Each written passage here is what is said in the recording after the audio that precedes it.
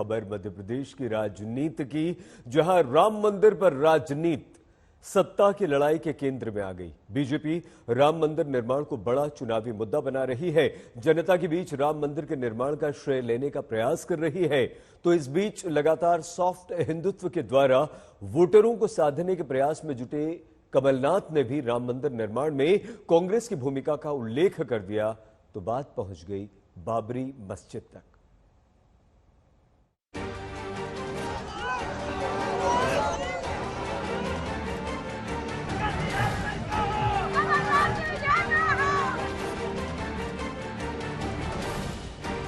यूं तो मध्य प्रदेश का चुनावी रण बीजेपी कांग्रेस के दावों वादों के साथ शुरू हुआ। एक दूसरे के कामकाज और योजनाओं को लेकर जोरदार वार पलटवार से हुआ। बात जातिगत जनगणना तक पहुंची। ओबीसी वोटरों के मुद्दे पर लड़ाई भी छिड़ी। लेकिन अब मध्य प्रदेश के चुनावी जंग के केंद्र में राम मंदिर और भगवान राम आ गए हैं। वोटरों को लुभाने के लिए दोनों ही दल भगवान राम को अपना बता रहे हैं। राम मंदिर के निर्माण में अपनी पार्टी की भूमिका गिना रहे हैं। धर्म के नाम पर छिड़े सत्ता के इस संग्राम में कांग्रेस नेता कमलनाथ के बयान ने सबसे बड़ा सियासी तड़का लगा दिया है। चुनाव के बीच उन्होंने बाबरी मस्जिद का ताला खुलवाने में राजीव गांधी की भूमिका को याद दिला दिया है। एक इंटरव्यू में कमलनाथ ने कहा कि राजीव गांधी ने बाबरी मस्जिद का ताला खुलवाया है। कमलनाथ के इस बयान के आते ही बीजेपी ने फौरन उनके रुख पर सवाल उठाए। कमलनाथ और कांग्रेसी नेताओं को चुनावी हिंदू बताया। जो कानून देश के लिए अभिशाप था, उसको कानून मंत्री के रूप में मूव करने का सौभाग्य प्रधानमंत्री ने मुझे ही दिया था। उसका भी विरोध किया कांग्रेस पार्टी ने। क्यों? तो ये सवाल है, उठेंगे और आपसे भी पूछे जाएंगे।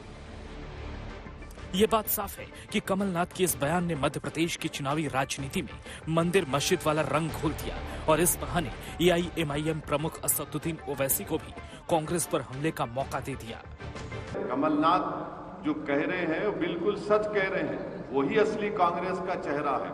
ये जो पूरी पिक्चर है बाबरी मस्जिद की, इसमें दोनों का बराबर रोल है, बीजेपी का, आरएसएस का और कांग्रेस का। इसीलिए मैंने हमेशा कह रहा हूं, एक किताब का हवाला दिया था कि कांग्रेस आरएसएस की मां है। और मैं उम्मीद करता हूं कि देश की जनता ये देख रही होगी जो कमलनाथ ने कहा है। असदुद्दीन ओवैसी के निशाने पर बीजेपी और कांग्रेस दोनों है। उनका टारगेट मुस्लिम वोटर हैं। इतिहास का हवाला देकर ओवैसी का हमला हुआ तो कांग्रेस ने भी इतिहास के हवाले से ही उनका जवाब दिया। तो ओवैसी को इतिहास पता नहीं है। उनको सिर्फ एक ही इतिहास पता है कि कम्युनलिज्म का जवाब कम्युनलिज्म से दिया जाए।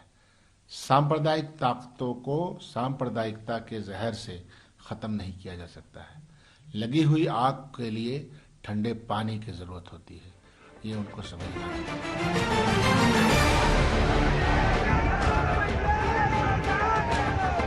हालांकि मध्य प्रदेश में बीते 6 महीनों की सियासत पर गौर करें तो कमलनाथ लगातार सॉफ्ट हिंदुत्व वाली लाइन पर चल रहे हैं।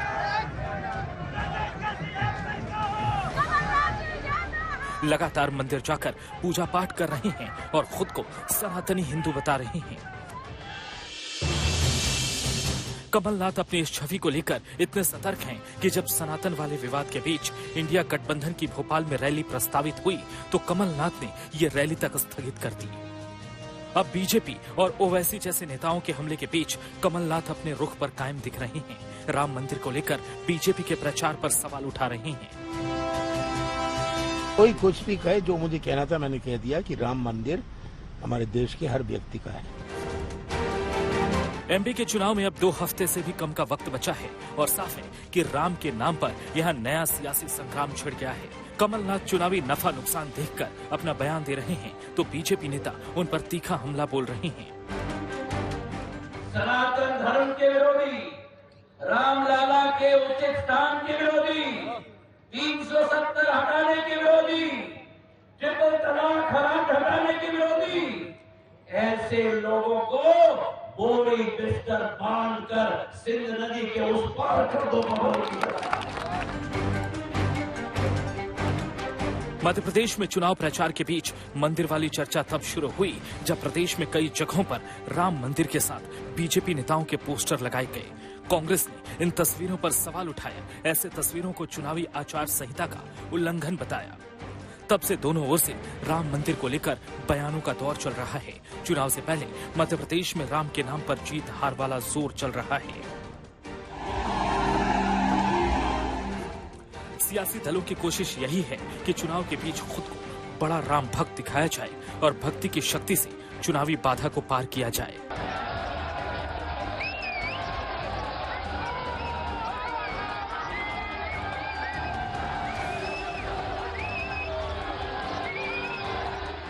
आज तक ब्यूरो।